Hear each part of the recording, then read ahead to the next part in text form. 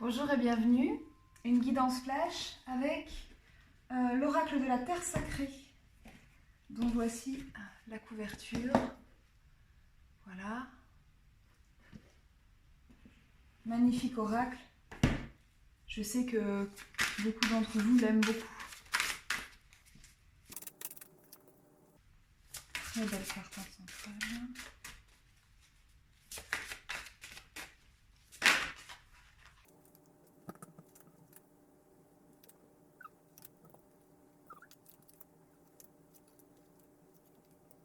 Bon, des cartes absolument magnifiques. Je vais les remonter un peu pour que vous les voyez bien. Le discernement est sorti à l'envers. Donc, hop, voilà. Alors, c'est rare que je prenne les significations inversées des cartes. Je le fais de temps en temps. Là, pour le coup, elle me parle de cette manière-là.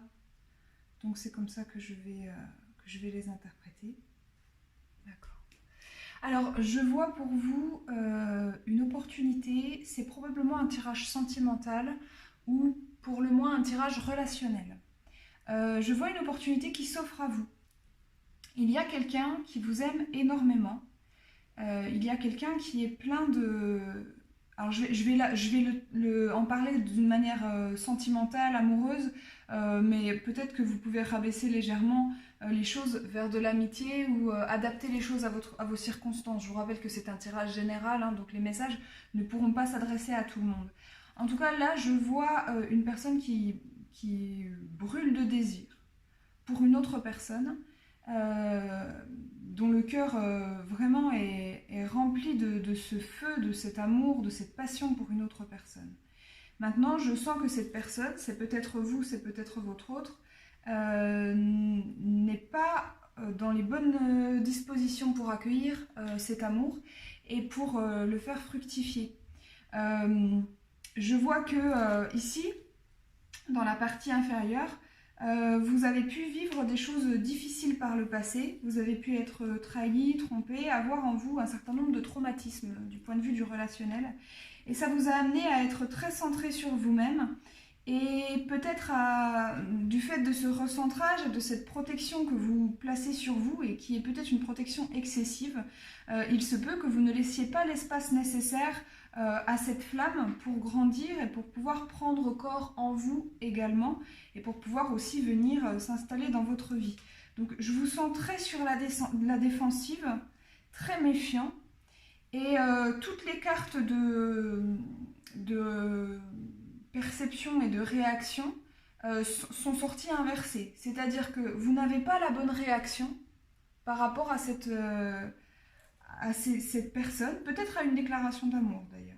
Vous n'avez pas la bonne réaction, vous n'avez pas la bonne perception parce que vous êtes dans la peur et vous lisez cette situation au regard de la peur et donc vous n'avez pas confiance en l'autre et peut-être pas en vous non plus.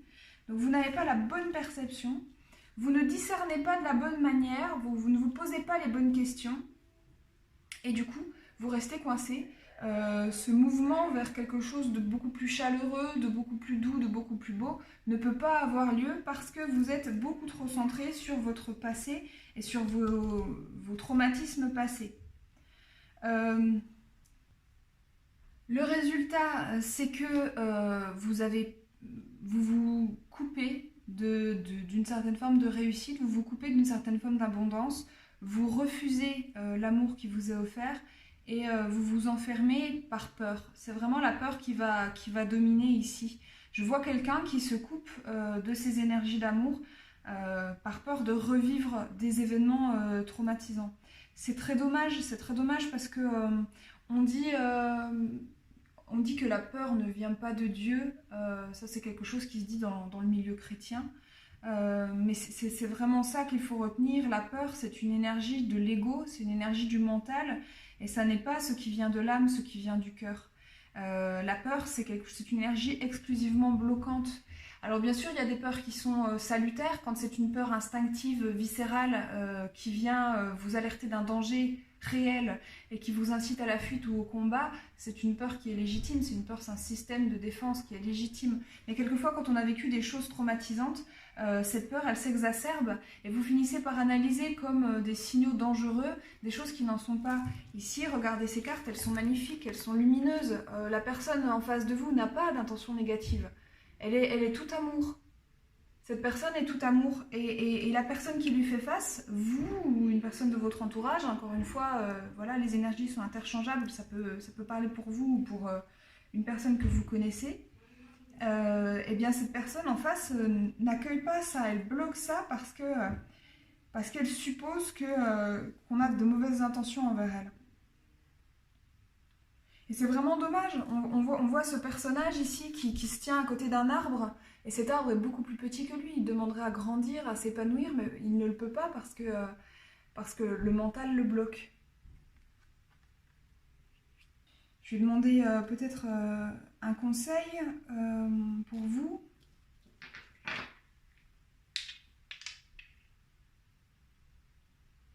Je crois que le conseil principal, c'est de vous demander de quoi vous avez peur.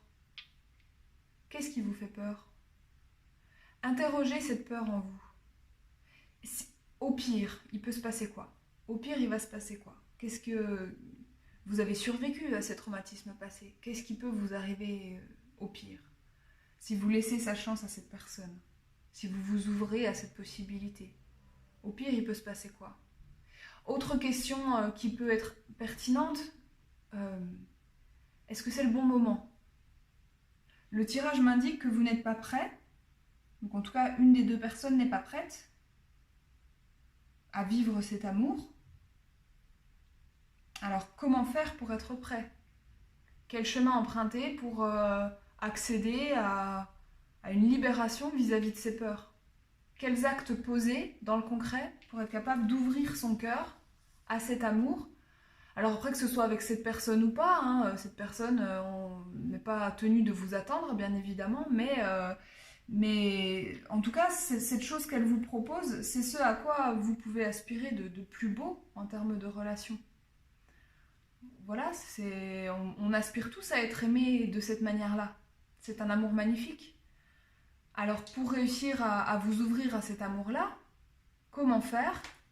Quels actes poser pour vous libérer de ces peurs et de ces blocages internes et pour pouvoir ouvrir l'horizon et laisser les choses se déployer autant qu'elles aspirent à se déployer. Interrogez cette peur en vous. Allez chercher ses tenants, ses aboutissants. Essayez de revenir à vos énergies, de vous recentrer sur vous, mais pas dans cette forteresse que vous avez construite et qui est stérile, qui est bloquante, mais de revenir à vous justement pour, de l'intérieur, aller déverrouiller ces portes que vous avez fermées et vous sentir malgré tout en sécurité. Vous ne risquez rien à essayer, vous ne risquez rien. Au pire, vous risquez d'apprendre une leçon. Mais la leçon que vous pensez avoir apprise de vos expériences passées, ce n'est pas le bon message, ce n'est pas le bon apprentissage que vous avez retiré de vos expériences passées. Vous croyez avoir appris qu'il fallait vous couper de l'amour et qu'il fallait être en surprotection. Vous croyez avoir appris qu'on ne pouvait pas faire confiance à l'amour et que c'était exclusivement quelque chose de dangereux pour vous, quelque chose qui vous mettait en insécurité. Mais ça n'est pas le bon message à retirer de vos expériences passées. Si quelque chose a été douloureux par le passé, ça n'est pas l'amour. C'est autre chose qui était là, qui passait pour de l'amour, ou qui était là à la place de l'amour, ou à côté de l'amour, et qui est venu faire basculer les énergies dans quelque chose de négatif, mais ça n'est pas l'amour.